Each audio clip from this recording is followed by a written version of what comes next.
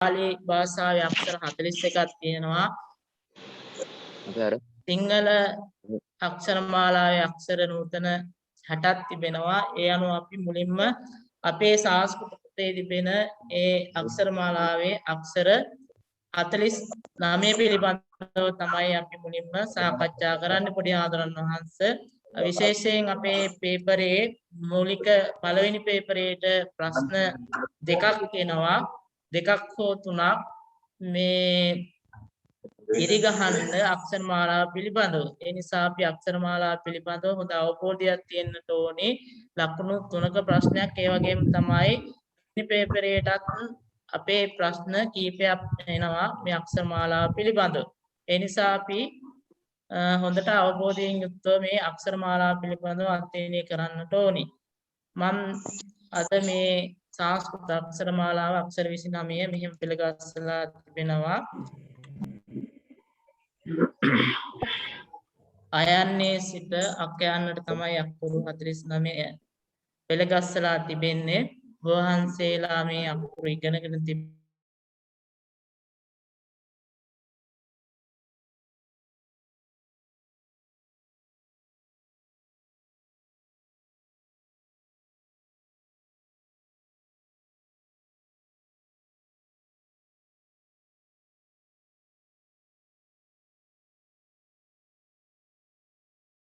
එවන අකුරු වලට කියනවා සර කියලා. මේ පොඩි හාමුදුරන් වහන්සේලා පුංචි හාමුදුරන් වහන්සේලා ඉගෙනගෙන ඇත්තේ සර ප්‍රමාණය කීයද? ඒ වගේම සර බෙදෙන්නේ කවර ආකාරයෙන් පිළිබඳව පොඩි හාමුදුරන් වහන්සේලා ඉගෙනගෙන ඇති. පොඩි හාමුදුරන් වහන්සේ නමක් කියන්න බලන්න සර අකුරු කීයක් තියෙනවද සංස්කෘත භාෂාවේ කියලා? 14. 14ක් තිබෙනවා. සර අකුරු 14ක් තිබෙනවා. ඒ වගේම තමයි පොඩි වංශ සරවල බෙදීම් කීපයක් තිබෙනවා. කාටද කියන්න පුළුවන් මේ බෙදීම් ටික?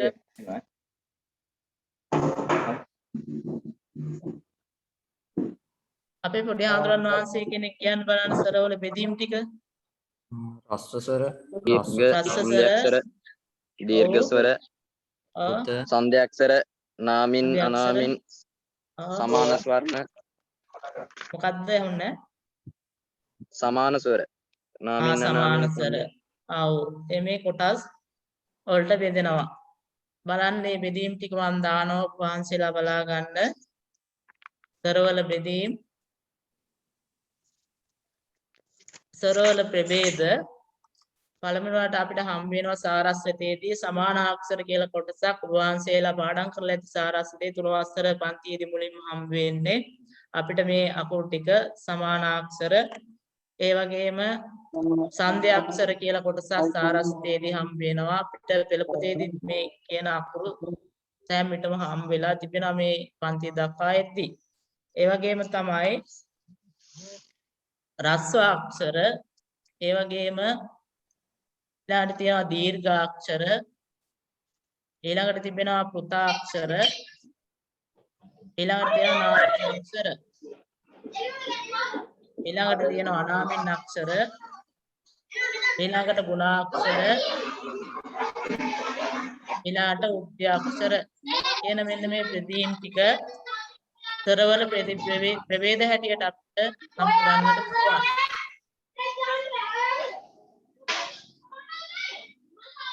එයින් පළවෙනි එක අපි කතා කරා සමානාක්ෂර. සමානාක්ෂර හඳුන්වන සූත්‍රය තමයි පොඩි ආදරණ වංශ. මොකද්ද සූත්‍රයේ සමානාක්ෂර හඳුන්වන අපි සාරස්ත්‍රය හම් වෙනවා. ඉරු සමානාක්. ඉරු සමානක්. ඇයි මේවට සමානාක්ෂර කියන්නේ පොඩි ආදරණ වංශේලා? ඔය අක්ෂරයට තමයි තවත් අක්ෂරයක් තියෙන්නේ සමාන. ඔව්. හොඳයි පොඩි ආදරණ වංශ. එක අක්ෂරයකට තවත් සමාන අක්ෂරයක් තිබෙන නිසා අපි කියනවා මේකට සමානාක්ෂර කියලා. බලන්න මේ අකුරු ටික මම දාන මේ හඳුන්වලා තියෙන එක අයන්න ආයන්න යන්න යන්න උයන්න උයන්න ඉරු යන්න ඉරු යන්න ඉලු යන්න ඉලු යන්න යන අකුරු වලට එකිනෙකට සමාන වන නිසා මේවට කියනවා සමානාක්ෂර කියලා.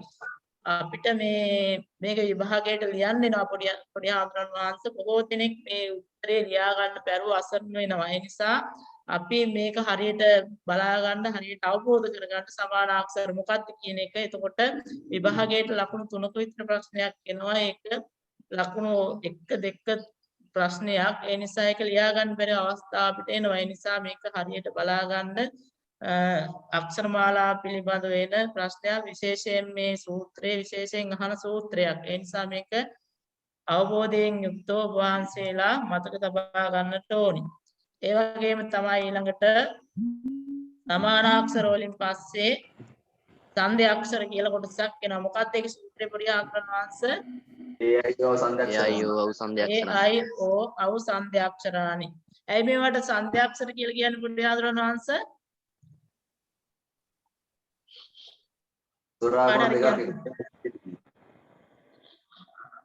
මොකද්ද? සරාකුරු දෙකක් එකට එකතු වෙලා හැදෙන නිසා.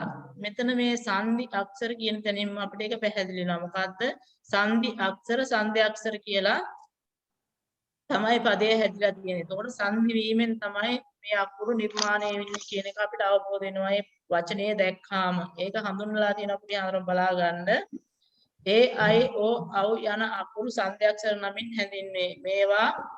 මේ අකුරු සංධි වීමෙන් තමයි සෑදෙන්නේ. ඒ සෑදෙන විදිය පල්ලෙයන් තියෙන පොඩි ආදරණ වහන්සේ බලා ගන්න. අයන්නයි යන්න එකතු වෙලා තමයි ඒ හැදෙන්නේ. ඒ වගේම තමයි අයන්නයි යන්න එකතු වෙලා අයි හැදෙනවා. අයන්නයි උයන්න එකතු වෙලා ඕ හැදෙනවා. අයන්නයි ඔයන්න එකතු වෙලා ඔව් හැදෙනවා. ඒ නිසා මේවට කියනවා සංධි අක්ෂර කියලා. ඔන්න ඔය පුංචි කොටස තමයි අපිට විභාගයේදී අහන්නේ. මේක තේරුම ලියන්න කියලා තමයි පොඩි හාමුදුරන්වහන්සේ එන්නේ. ඒ නිසා පුංචි දෙයක් තියෙන්නේ. ඒ නිසා ඒක සමහර විට අපිට හිතන්නේ නැති නිසා ඒ ලකුණු ඇතෑරෙනවා. ඒ නිසා පුංචි දෙයක් අපිට කරන්න තියෙන්නේ හරියට බලාගත්තොත්. ඊළඟට අපි කතා කරනවා රක්ෂා අක්ෂර. මොකක්ද සූත්‍රයේ පොඩි හාමුදුරන්වහන්සේ රස හඳුන්වන ඒක මාත්‍රෝ භවෙත් රසෝ එක් මාත්‍රාවක් ඇත්තේ මොනවද? ඒ රස් අකුරු කියලා තමයි සාරස්වතයේදී සඳහන් කරලා තියෙන්නේ. රස් අකුරු කීයක් තියෙනවද පොඩි හාමුදුරන්වහන්සේ? 5යි. අකුරු 5ක් තියෙනවා. 5යි. ඒක සාරස්වතයේදී අපි මුලින්ම පාඩම් කරන සූත්‍රයක් තමයි. ලස්සනට මේකට ශ්ලෝකයකුත් තියෙනවා. ඔන්ලයින් ක්ලාස් පටන් ගත්ත පොඩ්ඩක් ඉතින් බලමු ඒවත්. උච්චාරණය කිරීමට එක් මාත්‍රාවක් කාලයක් ගත වන අකුරු රස්ස නමින් හැඳින්වෙනවා. රස්ස අකුරු 5ක් තියෙනවා.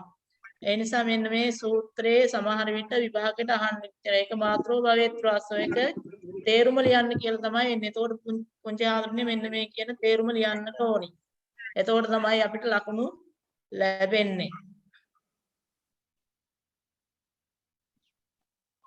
ඊළඟට දීර්ඝාක්ෂර.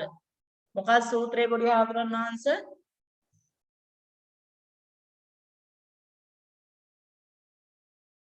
පොඩි ආදරණ වංශලා ඉන්නව නේද? අඤ්ඤේ දීඝ. අඤ්ඤේ දීඝ ද්විමාත්‍රෝ දීර්ඝ උච්චතේ. ද්විමාත්‍රෝ දීර්ඝ උච්චතේ. මාත්‍රා දෙක කාලයක් ඇති අකුරු කියනවා දීර්ඝ කියලා. දීර්ඝ අකුරු කීයක් තියෙනවද පොඩි ආදරණ වංශ? දීර්ඝ අකුරු 9යි. අකුරු 9ක් තියෙනවා. උච්චාරණය කිරීමට මාත්‍රා දෙක කාලයක් ගත වන අකුරු වලට කියනවා දීර්ඝ කියලා. දීර්ඝ අකුරු අපරි 9ක් හම්බ වෙනවා. ඊළඟට අපි කතා කරනවා ස්වරවල තවත් ප්‍රභේදයක් ප්ලුත. මොකක්ද සූත්‍රයේ ත්‍රිමාත්‍රස්තු ප්ලුතෝ.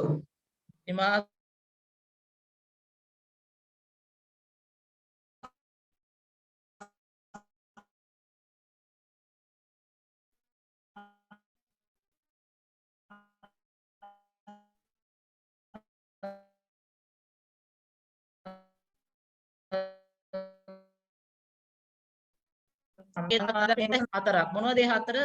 දුර සිටින කෙනෙකුට අඬ ගැසීමේදී, හැඬීමේදී, විචාරයේදී, ගායනයේදී කියන අවස්ථා හතර අපිට හම් වෙනවා සාරස්වතයේදී. ඒ කියන අවස්ථාවල තමයි ෘත අපිට කියවෙන්නේ. ගායනා කිරීම දුර සිටින කෙනෙකුට හඬ ගැසීම ඇඬීම සහ විචාරය කියන මෙන්න මේ කොටස් හතර තමයි අපිට කෘතවල හම්බ වෙන්නේ මෙන්න මේ කියන විභාගයේ මෙන්න මේ උල සූත්‍රයේ තමයි බොහෝ දුරට අපිට අහන්නේ එතකොට මෙන්න මේ විදිහට පැහැදිලි කිරීම අපි කරන්නට ඕනේ එතකොට තමයි අපිට ලකුණු හම්බ වෙන්නේ ඊළාට පොඩි ආදරන් වහන්සේ අපි කතා කරනවා නාමින් අක්ෂර මොනවද නාමින් අක්ෂර මොකද්ද සූත්‍රයේ පොඩි ආදරන් වහන්සේ අවර්ජා නාමින අවර්ජා නාමින නාමින නාමින් අක්ෂර කීයක් තියෙනවද දෙකයි නාමින් පටල ගන්න එපා නාමින් සරහන්නේ නාම අවර්ජා නාමින අයන්න අයන්න දෙක හැර අනිතර ඔක්කොම අයන්න ආයන්න දෙක හැර ඉතුරු අකුරු වලට කියන නාමින් සර එතකොට අකුරු කීයද පුරියාදරාංශ 12යි සර වලින් දෙකක් අඩු වෙච්චාම 12යි වෙනස් ස්වභාවයකට පත් වෙන නිසා නාමින් කියලා කියනවා අපි මේ අකුරු වෙනස් වෙනවා ඒ නිසා ඒවට කියනවා නාමින් සර කියලා අවර්ණයේ හැර සෙසු සර 12 නාමින් සර කියලා කියනවා යන්නයි මොන අකුරු බවටද පත් වෙන්නේ පොඩි ආදරණ වංශ වෙනස් වෙන්නේ ඉරෝ යන්නයි මොකක් ස්වභාවයටද පත් වෙන්නේ යයන්න ඔව් ආය යන්න බවට පත් වෙනවා උයන්නයි උයන්න වෙනවා වයන් වයන්න බවට පත් වෙනවා ඉරු යන්නයි රයන්න බවට පත් වෙනවා ඉරු යන්නයි වයන්න බවට පත් වෙනවා එතකොට ඒ අයි දෙක ඉරෝ ආයි බවට පත් වෙනවා ඕ අවු දෙක ආව් බවට පත් වෙනවා ඒ නිසා මේවට කියනවා අපි නාමින් සර කියලා ඊළඟට අනාමින් අක්ෂර එතකොට අපි දැනගත්ත නාමින් සර 12යි නම් ඉතුරු සර කීයද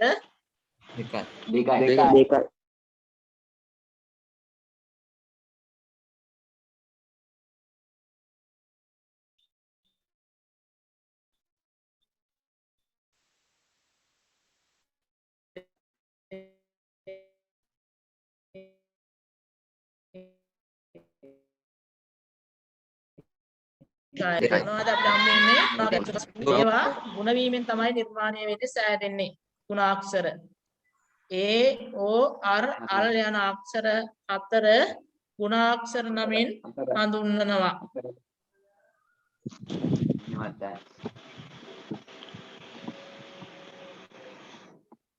ඊළඟට වෘද්ධි අක්ෂර සූත්‍රයේ මොකක්ද පොඩි ආදරණ වංශ ආරාය උද්දි ආරයව වෘද්ධි අකුරක උපරිම වර්ධනය වීම තමයි වෘද්ධි කියලා හඳුන්වන්නේ අපිට මේක විශේෂයෙන් තද්දිත පාඩමේදී මේක අපිට හම් වෙනවා මෙන්න මේ වෘද්ධි අකුරු ටික දැනගෙන ඉන්නට ඕනි එතකොට තමයි අපිට තද්දිත පිළිබඳව අධ්‍යයනය කරන්න හැකියාවක් තිබෙන්නේ මුල් සරයට වෘද්ධි වෙනවා ඒක මෙන්න මේ වෘද්ධි අකුරු දැනගෙන හිටියොත් වෙනස් වෙන ස්වභාවය දැනගෙන හිටියොත් විතරයි අපිට තද්දිත පද නිර්මාණය කිරීමේ හැකියාව ඇති වෙන්නේ ඒ නිසා මේ වෘද්ධි පිළිබඳව අපි අවබෝධ කරගන්නට ඕනි විශේෂයෙන් විභාගයටත් මේ සූත්‍රය අහනවා ආයි ආර් ආල් යන අක්ෂර තමයි අකුරු වෘද්ධි නමින් හඳුන්වන්නේ පොඩි ආදරන් වහන්සේ සර පිළිබඳව කොටස් ඔච්චරයි තියෙන්නේ සර පිළිබඳව යම්කිසි ප්‍රශ්නයක් තියෙනවා ඔබ වහන්සේලාට නෑ පැහැදිලි සර ප්‍රභේද පිළිබඳව අපි නම් ඊළඟට කතා කරනවා පොඩි ආදරන් වහන්සේ අපේ සංස්කෘත භාෂාවේ ව්‍යංජන අක්ෂර පිළිබඳව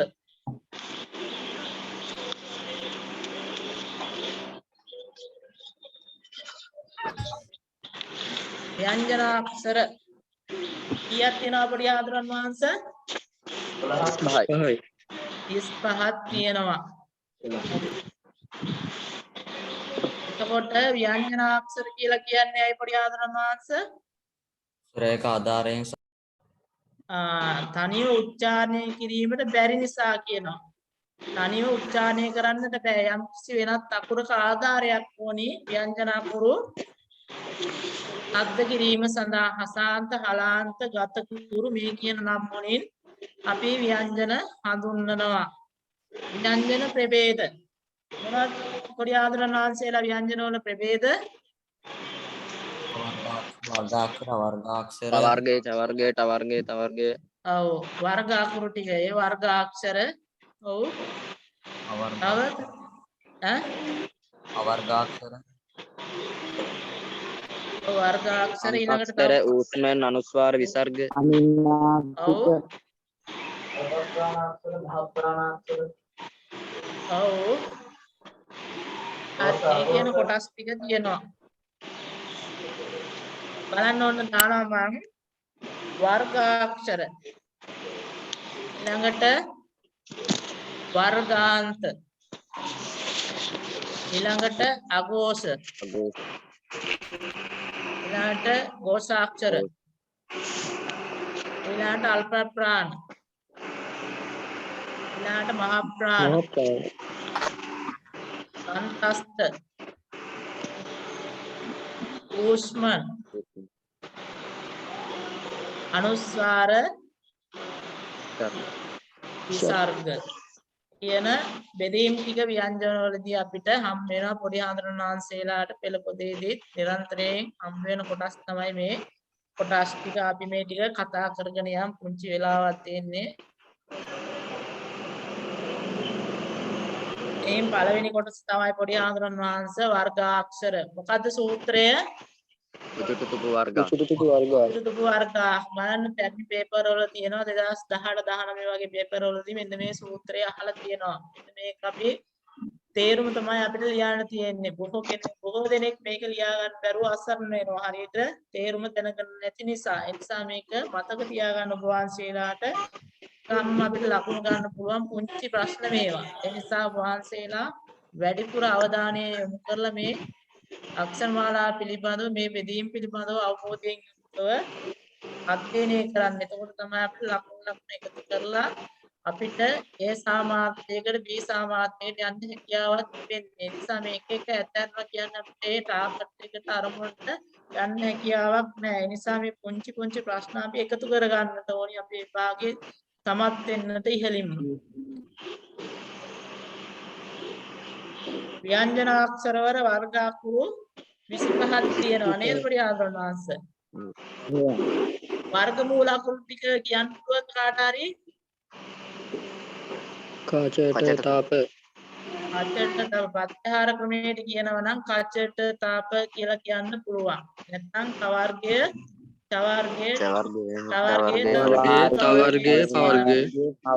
වශයෙන් හඳුන්වන්නට පුළුවන්.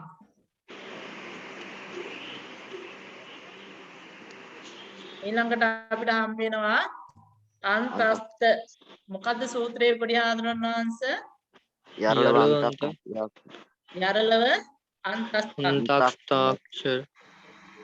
ඒක පොඩ්ඩක් මේ වැඩි අක්ෂර වැඩි වෙලා තිබෙන අන්තස්තක් කියලා තමයි එන්නට ඕනේ. මේකට කියනවා තවත් නමක්. කියන්න පුළුවන්ද? අන්තස්ත අකුරු හඳුන්වන්න තවත් නමක් කියනවා. විභාගයට අහනවා මේක. කාට හරි කියන්න පුළුවන්?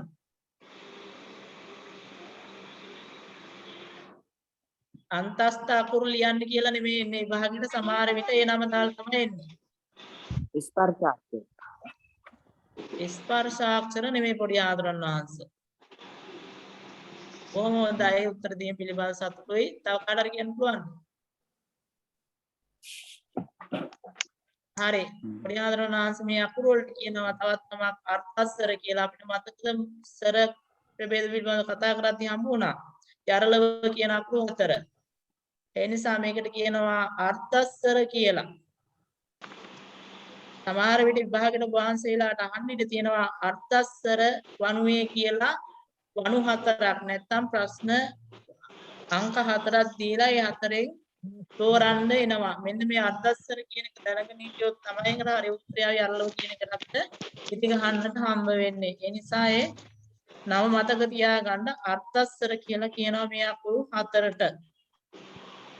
ව්‍යංජන අක්ෂරවල ඇති යරලව යන අකුරු අතර අන්තස්සාක්ෂර නමින් හඳුන්වනවා. ඊළඟට ඌක්ෂ්මන් සූත්‍රය මොකද්ද පොඩි ආදරණ වංශ? සස සහ ඌෂ්මන. රස සහ ඕස්මන. ඇයි මේවට ඕස්මාක්ෂර කියන්නේ? කතාවකින් උණුසුම් වායුවක් පිට වෙන. ඔව් සද්ද කිරීමේදී මේ අකුරු උච්චාරණය කිරීමේදී අතෙන් උණුසුම් වායුවක් පිට වෙනවා. සස්ස කියනකොට උණුසුම් වායුවක් පිට වෙන නිසා අපි කියනවා අපි ඒවා ඕස්මාක්ෂර කියලා. සස්ස හ යන අකුරු ඕස්මාක්ෂර නමින් හඳුන්වනවා. ඊළඟට අනුස්වාර මොකද්ද සූත්‍රයේ පොඩි ආන්දරණ වංශේලා? වර්ණ ශිරෝ බින්දු නමස්කාර. වර්ණ සිරෝ බින්දු රනුස්වාර.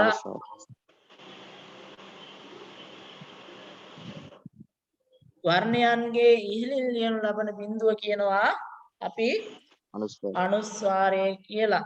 බාලාවතාරයේ දින එක සිළුමිණ්ඩක් වැනිය කියන අර්ථයෙන් බාලාවතාරයේදී හඳුන්වලා තියෙනවා.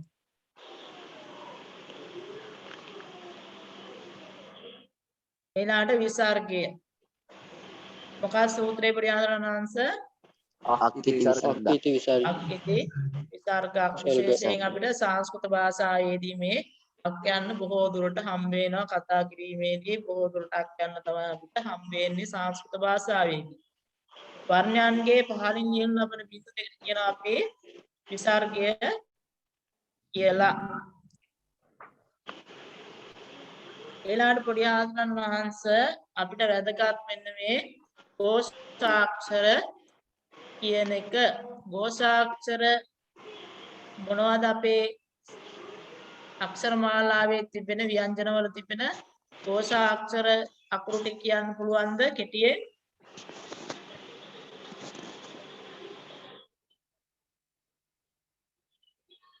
කාට හරි පොඩි ආගෙනකට කියන්න පුළුවන්ද?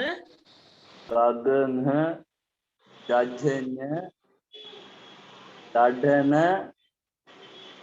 දදන බබම. ඔව් තව කොටසක් තියෙන පොඩි ආඳුරන් වංශ.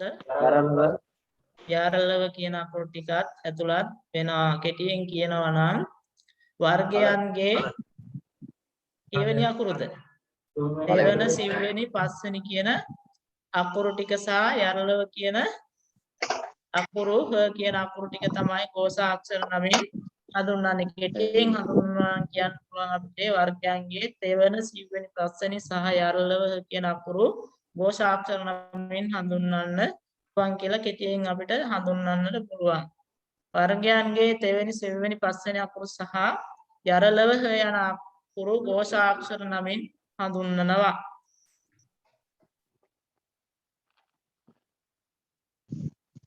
ඊළඟට අපි කතා කරනවා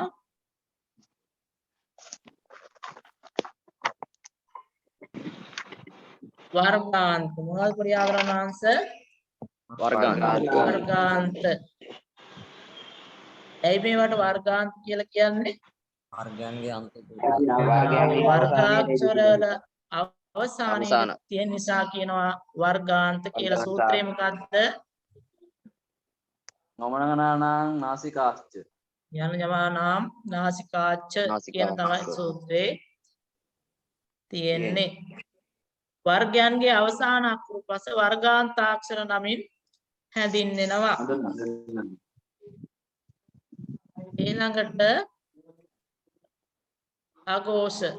අඝෝෂාක්ෂර. අඝෝෂාක්ෂර කීයද පොඩි ආදරණ වංශ? 13යි. 13ක් තියෙනවා. කාටද කියන්න පුළුවන් අකුරු 13? කාක චාච තාත් පබ චාච ච. කෙටියෙන් කියනවා කොහොමද කියන්නේ? වර්ගයන්ගේ පළවෙනි හා දෙවෙනි අකුරුත් ඔව් සසස අකුරු තුන. සසස යන අකුරු තුන අකුරු 13 අඝෝෂාක්ෂර නමින් හඳුන්වනවා. පොඩි ආදර ගොඩක් හොඳයි. සංස්කෘත භාෂාවේ අඝෝෂාක්ෂර 13කි වර්ගයන්ගේ පළමු සහ දෙවෙනි අක්ෂර සහ සස්ස යන අකුරු 13 අඝෝෂාක්ෂර නමින් හඳුන්වනවා. ඊළාටත් පොඩි ආදරණ වහන්සේ කතා කරනවා අල්ප ප්‍රාණාක්ෂර. ඇයි මේවට අල්ප ප්‍රාණාක්ෂර කියලා කියන්නේ පොඩි ආදරණ වහන්සේලා? අල්ප වායු දානයකින් හඬ හා වායු ධාරා පිට කිරීම උච්චාරණය කරනු ලබන අක්ෂර අල්පයි. අල්ප ප්‍රාණාක්ෂර කියන්නේ කුඩා වායු ධාරාවක අල්ප ප්‍රමාණයක ආඩු වායු ප්‍රාණයකින් උච්චාරණය කරන ලබන අක්ෂර අල්ප ප්‍රාණාක්ෂර. හරි ගොඩක් හොඳයි. මහත් වේසකින් තොරව උච්චාරණය කරනු ලබන අකුරු වලට කියනවා අල්ප ප්‍රාණ කියලා නේද? වේසක් ගන්න අපි අකුරු සද්ද කිරීම සඳහා. ඒ නිසා ඒවට කියනවා අපි අල්ප ප්‍රාණාක්ෂර කියලා. වර්ගයන්ගේ ප්‍රථම දෙවන සහ පස්වෙනි අකුරු අල්ප ප්‍රාණ වේ. උච්චාරණයේදී මහත් වේසකින් තොරව උසුරුවනු ලබන අකුරු මේ නමින් අපි හඳුන්වනවා. ඊළඟට අපිට හම් වෙනවා මහ ප්‍රාණාක්ෂර. මහ ප්‍රාණාක්ෂර පොඩි හඳුරෝ කියන්න කොහොමද හඳුන්වලා තියෙන්නේ කියලා. වර්ගයන්ගේ දෙවන හා හතරවන අක්ෂර. ඔව්. ඒ අකුරු 10 තමයි. මහ ප්‍රාණ. පිළිබඳව පොඩි පැහැදිලි කිරීමක්. පොඩි පැහැදිලි කිරීමක් කරන්න පුළුවන්. වැඩි වායු ධාරා පිට උච්චාරණය කරන අක්ෂර මහ ප්‍රාණ. වැඩි වායු උච්චාරණය කරන අකුරු. හරි පොඩි ආකාරය. අපි උච්චාරණය කිරීමේදී මහත් වේසක් දක්වලා උච්චාරණය කරන අකුරු වලට කියන පොඩි ආදරණ වංශ මහ ප්‍රාණාක්ෂර කියලා. එවැනි අක්ෂර අපේ සංස්කෘත භාෂාවේ තියෙනවා කීයක්ද? 10ක් තියෙනවා. හොඳයි. ඊළඟට අපි මේ අක්ෂර මාලාවේ අක්ෂර පිළිබඳව පාඩම මේ පළවෙනි පාඩමේ සඳහන් නැති කොටසක් නන්දාගත්ත පොඩි ආදරණ වහන්සේලාට මේක සාරස්වතේදී මේ හම්බ වෙන්නේ නිසා මේක වැදගත් කියලා හිතන නිසා මම මේකට එකතු කරගත්තා. පොඩ්ඩක් බලන්න ඉස්සඤ්ඤා ලෝපේ කියලා කොටසක් තියෙනවා සාරස්වතේ පොඩි ආදරණ වහන්සේලා 3 4 5 කියන මේ පන්ති වලදී සාරස්වතේදී පාඩම් දෙන්නට ඇති. ඉස්සඤ්ඤාව කියලා කියනවා. ඒකේ සූත්‍රය මොකක්ද පොඩි ආදරණ වහන්සේ? ආර්යයේත් කියන සූත්‍රයේ සාරස්වතේ තියෙනවා. උන්වහන්සේලාදී පළමුවෙන්ම හම්බෙන්නේ පළවෙනි කොටස පාඩම් දෙද්දී. බලන්න ඒක හඳුන්වලා තියෙනවා කිසියම් විශේෂ කාර්යයක් සඳහා උපයෝගී කරගනු පසුව ලොක් කරනු ලබන වර්ණයේ තමයි ඉස් සංඥාව කියලා කියන්නේ. ඔය අපිට හම්බ වෙනවා නාම පද නිර්මාණය කිරීමේදී ශබ්ද නිර්මාණය කිරීමේදී අපි වර්ණ ප්‍රත්‍යයන් අරන් නැවත ඒවා ලොක් කරනවාට කියන සූත්‍රය තමයි මෙන්න මේ කාර්යය කියලා අපි හඳුන්වන්නේ. යම්කිසි වර්ණයක් අපි උපකාරයක් අරන් නැවත ඒක විනාශ කිරීම තමයි ඉක්ලෝපයෙන් අපි සිද්ධ කරන්නේ. ඊළඟට ලෝපය මොකද්ද? ලෝපේ සූත්‍රය මොකද්ද පොඩි ආදරණ වංශ? වර්ණාදර්ශනං ලෝපං වර්ණාදර්ශනං ලෝප වර්ණං ආදර්ශනං ලෝප කියලා තමයි විසන්දියේ ඉන්නේ. වර්ණයන්ගේ නොපිනී යාම ලෝපය කියලා තමයි හඳුන්වන්නේ. කිසියම් වර්ණයක උපයෝගිතා ඉවත් කිරීම ලෝපය කියලා කියනවා. අයින් කර දැමීම ඉවත් කිරීම ලෝපය කියලා කියනවා. මේකේ උදාහරණයක් මම ගත්තා යාළුවෝ වහන්සේට වඩාත් අවබෝධ වීම සඳහා අල ඊසා කියන එක මේ තර ව්‍යංජනයෙන් කිරීම පදයක් නිර්මාණය කිරීම ත්‍රිසඤ්ඤා ලෝපය අයන්න ලොක් කරලා තියෙනවා බේනවා ඇති පොඩි යාළුවෝ වහන්සේලාට අලීසා කියලා පදේ හැදෙනවා. ඊළඟට ලෝපස් මොකද්ද? ලෝපස් කියලා කොටසක් තියෙනවා සාරස්වතේ සූත්‍රේ මොකක්ද පොඩි යාළුවෝ වහන්සේලා? වර්ණ විරෝධෝ ලෝපස් වර්ණයන්ට විරෝධයේ පෑම තමයි ලෝපස් කියලා කියන්නේ. බලන්න ලෝපස් විදියෙන් වර්ණයක් ඔප්පු විට එතන තවදුරටත් සංස්කාරයක් සිද්ධ වෙන්නේ නැත. ඒක ඔය ඉස්සරහට යනකොට පොඩි ආඳුරන් වහන්සේලාට ප්‍රාචීන පාරම්භ මධ්‍ය අවසාන කියන ඒ පන්ති වලට යනකොට පොත්පත් සංස්කෘත පොත්පත් අධ්‍යයනය කරද්දී මෙන්න මේ ක්‍රමය හොඳට අවබෝධ වෙනවා. ඒ අපේ කියලා කියනවා ඒ විදිහට මේ පද. එතකොට අවබෝධ වෙන මේ ලෝපස් කියන්නේ මොකක්ද කියන එක පිළිබඳව. නිසා මෙන්න මේ කාරණේ විතරක් මතක තියාගන්න. ලෝපස් විදියෙන් වර්ණයක් ඔප්පු විට එතන තවදුරටත් සංස්කාරයක් සිදුවන්නේ නැහැ කියන එක අවබෝධ කරගන්න. ඊළඟට එකේ බලන්න මම පොඩක් උදාහරණයක් දුන්නා වහන්සේලාට අවබෝධ වීම සඳහා තස්මා ඒතත් කියන එක උත්තර ව්‍යංජන වෙන් කිරීම පදේ ආකාරයෙන්ම යෙදিলা තියෙනවා. ඒකට එකතු වීම සිද්ධ වෙන්නේ නැහැ.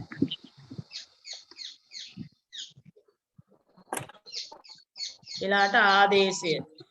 ආදේශයේ සූත්‍රය මොකක්ද පොඩි ආඳුරන් වහන්සේලා? ප්‍රෝදාදේශ. සත්වදාදේශක් හොඳයි. සත්වදාදේශ කියන ආදේශය සතුරෙකු වැනියේ නේද? සතුරෙක් ආවන් පස්සේ අපිව විනාශ කරගෙන තමයි යන්නේ. ආදේශයත් ඒ හා සමානයි. සාරස්වතේදී හඳුන්වලා තියෙන සත්වදාදේශ කියලා. වර්ණයක් වෙනුවට වෙනත් වර්ණයක් පැමිණීම ආදේශය නම් මේ. එවිට තිබෙන වර්ණයක් ඉවත් වීම අනිවාර්යෙන් සිදු වෙනවා. ආදේශයේ සතුරෙකු වැනියයිද දක්වා තිබෙන්නේ. ඒ නිසා අපි දන්නවා සතුරෙක් ආගමනය වුණාන් පස්සේ අපිට පහර දීලා අපි විනාශ කරනවා. ආදේශයත් ඒ හා සමානයි. අපි පදයක් ආවන් පස්සේ අකුරක් ආවන් පස්සේ ඒක විනාශ කරගෙන තමයි ඒ පැමිණෙන්නේ. ඒ නිසා ඒකට ආදේශය කියලා අපි කියනවා. පොඩි ආදරන් වහන්සේ තව විනාඩියකින් මේක කට් වෙනවා. නැවත ඔය ලින්ක් එකෙන්ම ලොග් වෙන්න පාඩමට. වාක් මාත්‍රං අල්කයන් වෙනුවට වර්ගාන්තයේ ආදේශ වෙලා තියෙනවා.